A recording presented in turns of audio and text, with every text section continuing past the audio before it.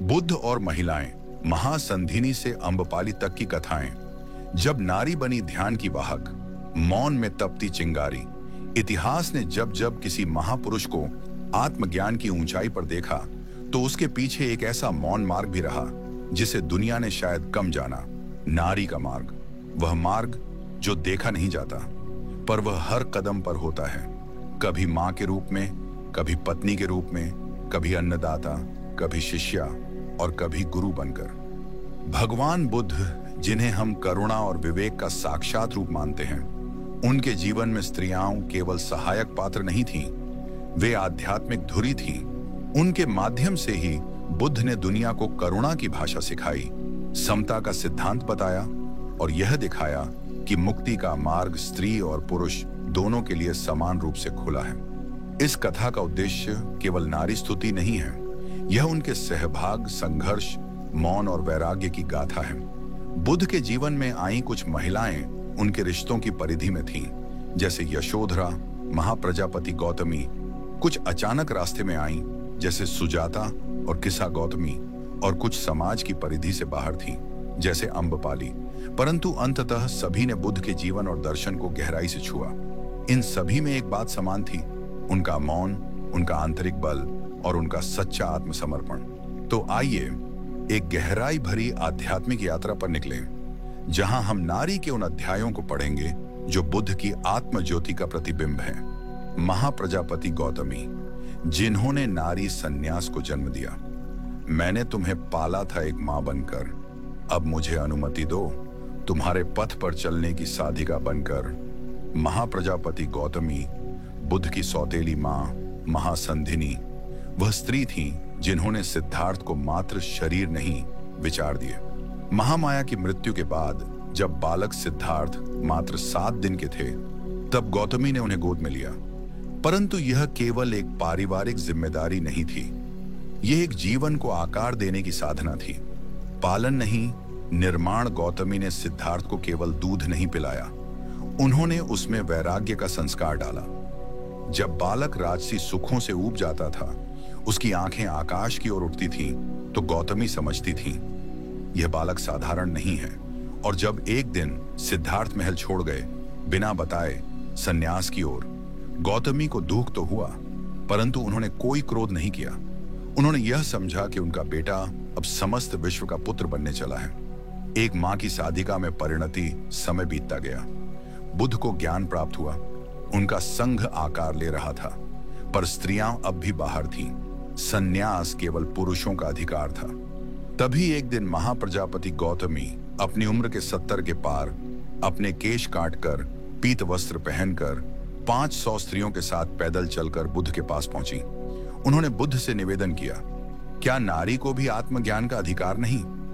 बुद्ध मौन थे, वे जानते थे समाज तैयार नहीं था, परंतु अंततः आनंद, बुद्ध के प्रिय शिष्य, के कहने पर बुद्ध ने महाप्रजापति गौतमी को भिक्षुणी संघ की प्रथम सदस्य के रूप में स्वीकार कर लिया। इतिहास की पहली भिक्षुणी गौतमी केवल प्रथम भिक्षुणी नहीं बनी, उन्होंने नारी ध्यान की परंपरा की नींव रखी।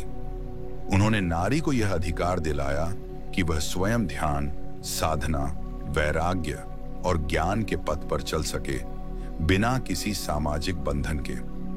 उनकी शिक्षाएं, उनका संयम, उनकी मौन साधना आज भी थेरवादा ग्रंथों में अमर है।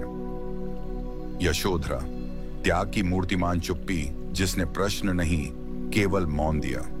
वो गई थी ध्यान की खोज में, और मैं रह गई थी मौन की साधना में। सिद्धार्थ को संसार त्यागने वाले पुरुष के रूप में जानता है, परंतु उस रात जब उन्होंने महल छोड़ा, किसी ने यह नहीं पूछा कि उस स्त्री का क्या हुआ जो उनके साथ जीवन की डोर में बंधी थी।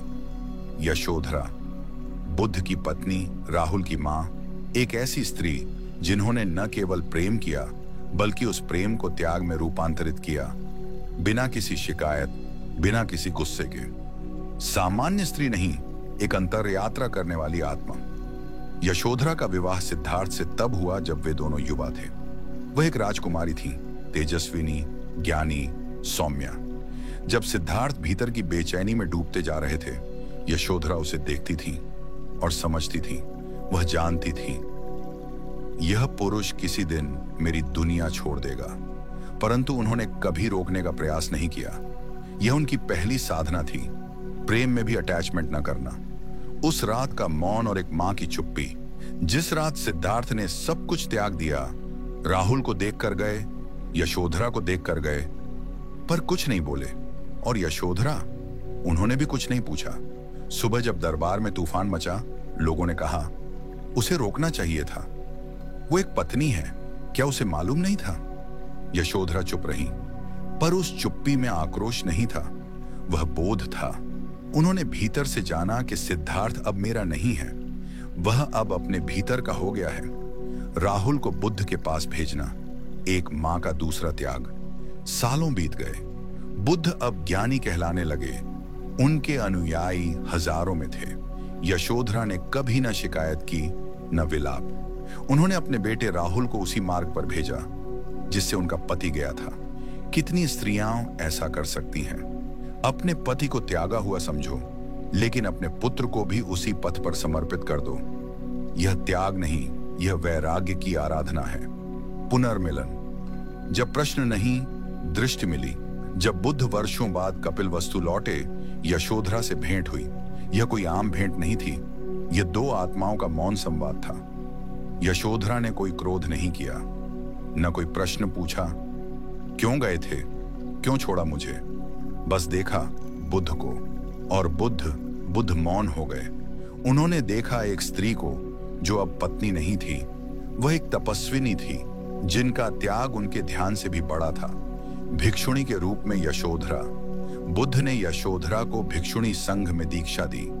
अब वह केवल राजकुमारी नहीं, पत्नी नहीं, वह एक साधिका थी जिन्होंने अपने जीवन को ध्यान की अग्नि में तपा लिया था। उनकी वाणी कम थी, पर प्रभाव गहरा। उन्होंने अनेक स्त्रियों को दीक्षा दी, उनका मार्गदर्शन किया। उनके जीवन से यह सिद्ध हुआ कि मौन भी एक शिक्षा है और प्रतीक्षा भी एक साधना। सुजाता, जिसने कटोरा खीर से ध्यान को शक्ति दी। तप की चरम सीमा पर पहुंचा साधक और एक स्त्री की करुणा। सिद्धार्थ ने जब घर छोड़ा तो उनके भीतर ज्ञान की प्यास भयंकर थी। उन्होंने कठोर तप शुरू किया। वर्षों तक केवल एक अन्न के दाने पर जीवित रहना, ध्यान में लीन रहना, शरीर को त्याग देना। एक दिन ऐसा आया जब उनका शरीर हड्डियों का ढांचा मात्र रह गया। शरीर कांप रहा था, सांस टूट रही थी, चेतना क्षीण हो रही थी। वह बोधि वृक्ष के समीप बैठे थे। अंतिम प्रयास की तैयारी थी, पर शरीर उनका साथ छोड़ रहा था। और ठीक इसी समय प्रकृति ने भेजी एक नारी, सुजाता। सुजाता की दृष्टि में वह तपस्वी नहीं, नारायण थे। सुजाता गांव की एक युवती थी। उसने एक मन्नत मानी थी, यदि उसे पुत्र रत्न प्राप्त हुआ तो वह जंगल में किसी तपस्वी को खीर अर्पित करेगी। उसने देखा एक साधु, काले वस्त्र, क्षीण शरीर, बंद आंखें, पर चेहरा शांत। वह सिद्धार्थ थे। सुजाता ने उन्हें देखा और कहा, आप वही हैं जिनके लिए मेरी मन्नत थी। वह उनके पास आई और चांदी के कटोरे में खीर अर्पित की। यह अर्पण केवल भोजन नहीं था, यह स्त्री करुणा की पूजा थी। एक कटोरा जिसने ध्यान को संतुलन सिखाया। बुद्ध ने उस खीर को ग्रहण किया। वह पहली बार था जब उन्होंने वर्षों की कठोर तपस्या के बाद अन्न लिया, और इसी क्षण उन्हें अनुभव हुआ, न कठोर तप ही अंतिम समाधान है, न भोग ही समाधान है। यहीं जन्म हुआ उस विचार का जो बौद्ध दर्शन की जड़ है, मध्यम मार्ग। बुद्ध ने अनुभव किया, यदि वीणा की डोरी ढीली हो तो संगीत नहीं होता, और यदि वह अधिक खींची हो तो टूट जाती है। डोरी को संतुलित रखो। ऐसा ही जीवन होना चाहिए। यह संतुलन उन्हें सुजाता के अर्पण से समझ में आया। स्त्री ने दिया ध्यान को नया आयाम। सुजाता की भूमिका कोई छोटा अध्याय नहीं थी, वह बुद्ध की ज्ञान प्राप्ति की अंतिम कड़ी थी। अगर वह खीर न देती तो शायद शरीर जवाब दे देता, और सिद्धार्थ उस बोधि वृक्ष के नीचे ध्यान नहीं कर पाते। बुद्ध ने बाद में इस घटना का स्मरण करते हुए कहा, यदि उस दिन सुजाता न आती तो मेरा शरीर मेरा साथ छोड़ देता और आत्मज्ञान कुछ और काल पीछे चला जाता। सुजाता, अज्ञात स्त्री जो ध्यान की जननी बन गई। बौद्ध ग्रंथों में सुजाता का नाम कम आता है, पर जिनकी दृष्टि भीतर जाती है वे जानते हैं। सुजाता केवल भोजन देने वाली स्त्री नहीं थी, वह ध्यान की गर्भदात्री थी। उनके कटोरे में केवल खीर नहीं थी, उसमें करुणा, श्रद्धा और संतुलन का बीज था। उनकी दृष्टि ने सिद्धार्थ को बुद्ध बनने की अंतिम ऊर्जा दी। किस्सा गौतमी, जिसने मृत्यु से अमृतत्व की शिक्षा पाई। एक मां की पीड़ा, जिसने मृत्यु को प्रश्न बना दिया। किस्सा गौतमी का जीवन एक आम स्त्री का जीवन था। विवाह, संतान, परिवार, पर उनका मातृत्व बहुत ही अल्पकालिक सुख लेकर आया। उनके इकलौते पुत्र की अचानक मृत्यु हो गई और वह स्त्री जो कल तक जीवन में रमी हुई थी, अब केवल एक शव को लेकर दर दर भटकने लगी। वह हर द्वार खटखटाती, कृपया मेरे बेटे को जीवित कर दो। लोग उसे पागल कहते, हंसते, धुतकारते, पर एक वृद्धा ने कहा, बुद्ध के पास जाओ, वही तुम्हारी सहायता कर सकते हैं। बुद्ध से भेंट जब करुणा मौन थी और शिक्षा व्यावहारिक। किस्सा गौतमी अपने मृत पुत्र को गोद में लेकर बुद्ध के पास पहुंची। हे तथागत, मेरे बेटे को जीवन दो, आप समर्थ हैं। बुद्ध ने न रोका, न ढांढस बंधाया। उन्होंने केवल एक बात कही, मैं तुम्हारे पुत्र को जीवित कर सकता हूं, पर पहले मुझे एक मुट्ठी राई ला कर दो, किसी ऐसे घर से जहां कोई मरा ना हो। किस्सा गौतमी को आशा की किरण मिली। वह दौड़ पड़ी। प्रत्येक द्वार पर मृत्यु का एक चेहरा। वह एक घर गई। क्या यहां कभी कोई मरा है? उत्तर मिला, हाँ मेरे पिता।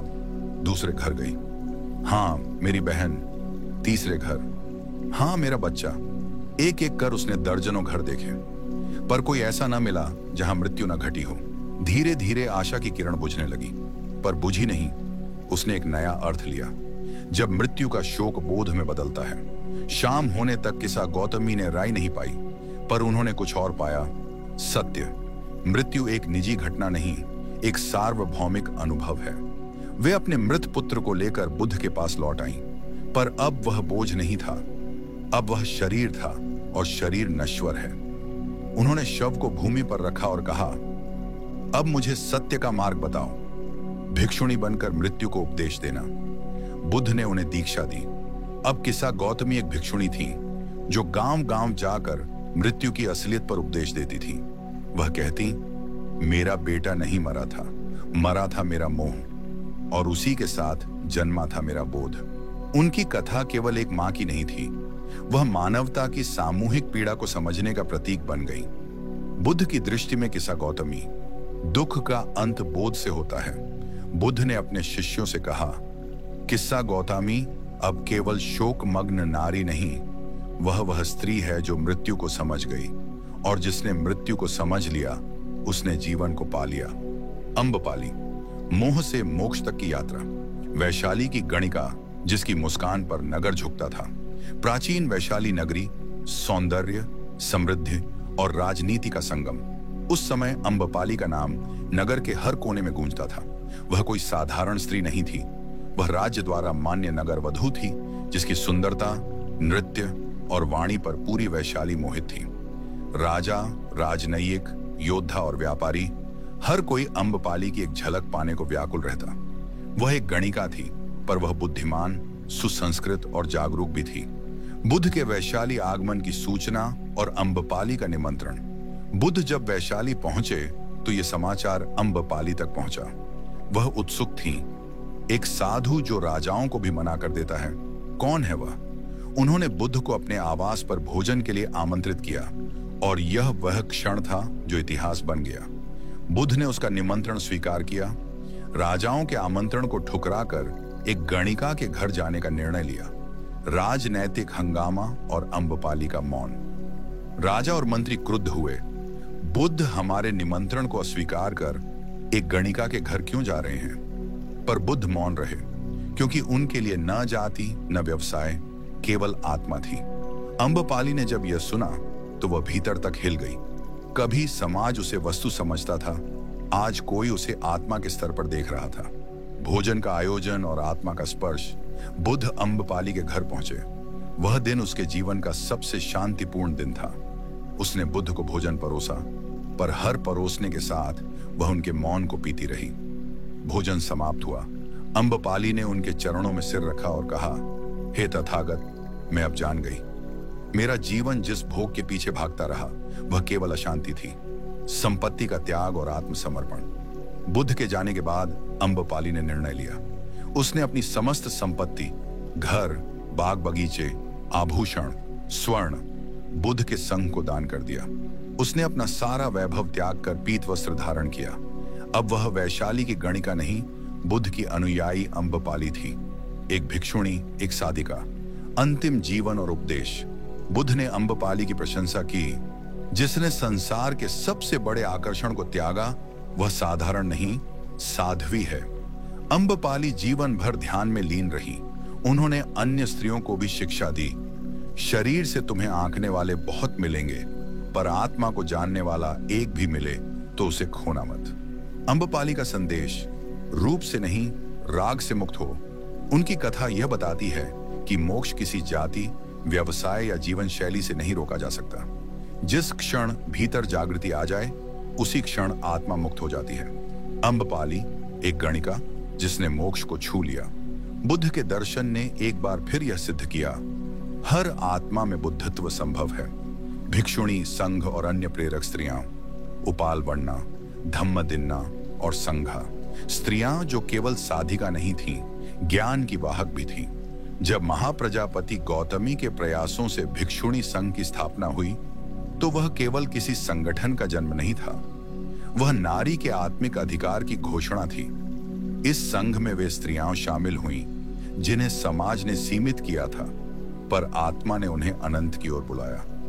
इन्हीं में थीं उपालवर्णा, धम्मदिन्ना और संघा। तीनों ने बुद्ध के मार्ग को केवल अपनाया ही नहीं बल्कि उसे जीवित किया। उपालवर्णा, ध्यान में स्थित तेजस्विनी साधिका। उपालवर्णा एक अत्यंत सुंदर और तेजस्वी स्त्री थी। कई पुरुष उन्हें पाने के लिए आकर्षित थे, पर उन्होंने संसार का मोह छोड़कर भिक्षुणी संघ में प्रवेश लिया। वह ध्यान में इतनी पारंगत हुई कि उन्हें अभिन्यास समाप्ति की श्रेष्ठा कहा गया। उनकी सिद्धियां इतनी तीव्र थीं कि बुद्ध ने स्वयं कहा, भिक्षुणियों में ध्यान समाधि में सबसे श्रेष्ठ उपालवर्णा।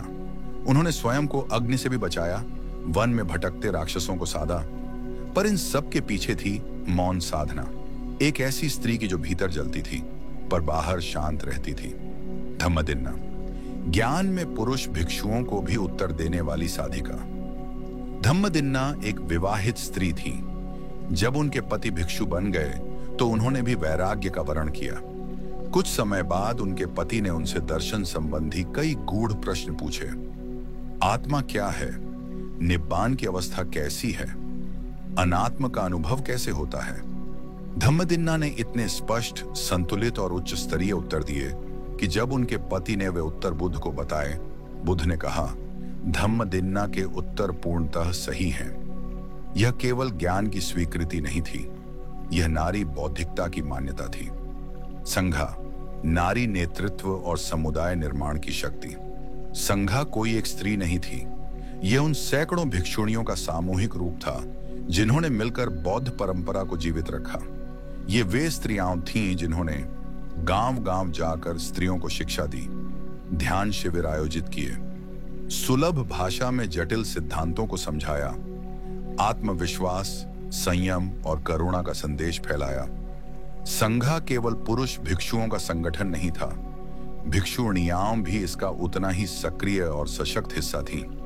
बुद्ध की दृष्टि, स्त्री और पुरुष साधना में समान। बुद्ध ने यह कभी नहीं कहा कि स्त्री पुरुष से नीचे है। उन्होंने केवल एक बात कही, चित्त को शुद्ध करो, बस यही साधना का मार्ग है। इसलिए उपालवर्णा की ध्यान सिद्ध, धम्मदिन्ना का ज्ञान, संघा की शिक्षिका शक्ति, ये सब मिलकर सिद्ध करते हैं कि बुद्ध के धर्म में स्त्री केवल पात्र नहीं, पूर्ण सत्ता थी। बुद्ध की दृष्टि में नारी न करुणा की मूर्ति, न विलास की वस्तु, बल्कि पूर्ण चेतना। बुद्ध का मार्ग केवल पुरुषों का नहीं था, केवल सन्यासियों का नहीं था। जब हम बुद्ध के जीवन को देखते हैं तो हमें अनेक पुरुष अनुयायी दिखाई देते हैं, आनंद, सारिपुत्र, मौदगल्यायन, राहुल। परंतु यदि हम ध्यानपूर्वक देखें तो हमें नारी की मौन उपस्थिति हर चरण में मिलेगी, गर्भ से लेकर बोधि तक, भिक्षा से लेकर उपदेश तक। बुद्ध ने कभी नारी को किसी दया या सहानुभूति की दृष्टि से नहीं देखा, उन्होंने उसे पूर्ण स्वतंत्र आत्मशोध की सक्षम इकाई के रूप में देखा। जहां संसार स्त्री को देह मानता था, बुद्ध ने उसमें आत्मा देखी। अम्बपाली के सौंदर्य के पार उन्होंने उसका चेतन मन देखा। यशोधरा की चुप्पी में उन्होंने त्याग की ध्वनि सुनी। किसा गौतमी के आंसुओं में उन्होंने बोध का बीज देखा। सुजाता के अर्पण में उन्हें करुणा का पथ मिला। गौतमी के आग्रह में उन्होंने आत्मसम्मान की पुकार सुनी। उपाल वन्हा और धम्मदिन्ना की साधना में उन्होंने देखा, नारी कहीं पीछे नहीं बल्कि आगे चल रही है। स्त्री जो स्वयं धम्म का स्रोत बन गई। बुद्ध ने कभी नहीं कहा यह स्त्री है इसलिए इसकी बात कम महत्वपूर्ण है, बल्कि उन्होंने कहा जो भी चित्त को शुद्ध करता है वही मेरी दृष्टि में ज्ञानी है, वह चाहे पुरुष हो या स्त्री। इसलिए बुद्ध के लिए नारी कोई सीमित वर्ग नहीं थी, वह थी चेतना की एक पूर्ण और स्वतंत्र धारा। फिलोवाणी का संदेश, आधुनिक युग में बुद्ध की स्त्री दृष्टि का महत्व। आज के युग में जहां समाज फिर से स्त्रियों को परिभाषित करने में लगा है, उन्हें कभी स्वतंत्रता के नाम पर वस्तु बना देता है तो कभी परंपरा के नाम पर बंदी। ऐसे समय में बुद्ध की स्त्री दृष्टि एक ज्योति है जो कहती है स्त्री न तो किसी की संपत्ति है, न केवल करुणा की मूर्ति, वह भी आत्मा है, चैतन्य है, साधिका है और वह भी बुद्ध बन सकती है। फिलोवाणी से अंतिम निवेदन। यदि इस कथा ने आपके अंतर्मन को स्पर्श किया हो, यदि इन स्त्रियों की मौन साधनाओं ने आपके भीतर कुछ हलचल की हो, तो इसे केवल सुनने तक सीमित न रखें, इसे महसूस करें। समझें कि बुद्ध का धर्म केवल मंदिरों में नहीं, इन नारियों के मौन त्याग और आंतरिक क्रांति में बसता है। फिलोवाणी पर हम हर कथा में वह आवाज लाते हैं जो अक्सर इतिहास के कोनों में छुपी रह जाती है।